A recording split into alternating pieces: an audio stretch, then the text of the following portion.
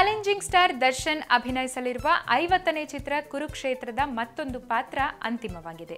ಇಲ್ಲಿಯವರೆಗೆ ಚಿತ್ರದ ನಾಯಕಿ ಯಾರಾಗಬಹುದು ಎಂಬ ದೊಡ್ಡ ಚರ್ಚೆ ಗಾಂಧಿನಗರದಲ್ಲಿ ಗಿರಿಗಿಟ್ಲೆ ಹೊಡಿತಾ ಇತ್ತು.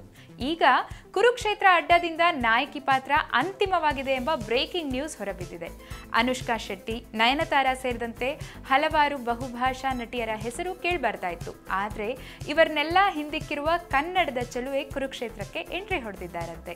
ಚಂದನವನದ ಚಂದದ ಬೊಂಬೆ ಹರಿಪ್ರಿಯಾ ಆಯ್ಕೆಯಾಗಿದ್ದಾರಂತೆ. ಆದರೆ ಹರಿಪ್ರಿಯಾ ಅವರು ಯಾವ ಪಾತ್ರವನ್ನು ನಿರ್ವಹಿಸಲಿದ್ದಾರೆ ಎಂಬುದನ್ನು ಮಾತ್ರ ಇನ್ನೂ ತಿಳಿಸಿಲ್ಲ. ಯಾಕಂದ್ರೆ ಹರಿಪ್ರಿಯಾ ಅವರ ಪಾತ್ರದ ಬಗ್ಗೆ ಕುತೂಹಲ ಉಳಿಸಿಕೊಳ್ಳುವ ಉದ್ದೇಶದಿಂದ ಪಾತ್ರದ ಬಗ್ಗೆ ಬಹಿರಂಗಪಡಿಸದಿರಲು ತೀರ್ಮಾನಿಸಿದ್ದಾರಂತೆ.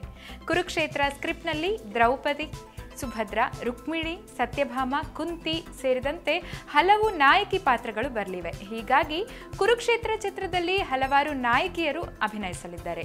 ಆದರೆ ಯಾರು ಯಾವ ಪಾತ್ರದಲ್ಲಿ ಬಣ್ಣ ಹಚ್ಚಬಹುದು ಎಂದು ಕಾದು ನೋಡಬೇಕಿದೆ. ಸದ್ಯ ಹರಿಪ್ರಿಯಾ ಕನ್ನಡದಲ್ಲಿ ಸಿಕ್ಕಾಪಟ್ಟೆ ಬ್ಯುಸಿಯಾಗಿದ್ದಾರೆ. ಧ್ರುವ ಸರ್ಜಾ ಅಭಿನಯದ ಭರ್ಜರಿ ಚಿತ್ರೀಕರಣ ಮುಗಿಸಿದ್ದಾರೆ.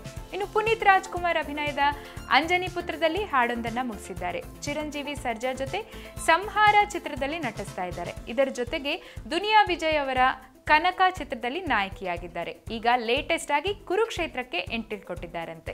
ಕನ್ನಡದ ಕುರುಕ್ಷೇತ್ರ ಚಿತ್ರದಲ್ಲಿ VFX ಕೆಲಸಕ್ಕಾಗಿ ಬಾಹುಬಲಿ ಚಿತ್ರದಲ್ಲಿ ಗ್ರಾಫಿಕ್ಸ್ ಮಾಡಿದ ಕೆಲವು ತಂತ್ರಜ್ಞರನ್ನ ಆಯ್ಕೆ ಮಾಡಿಕೊಳ್ಳಲಾಗಿದೆ ಅಂತೆ.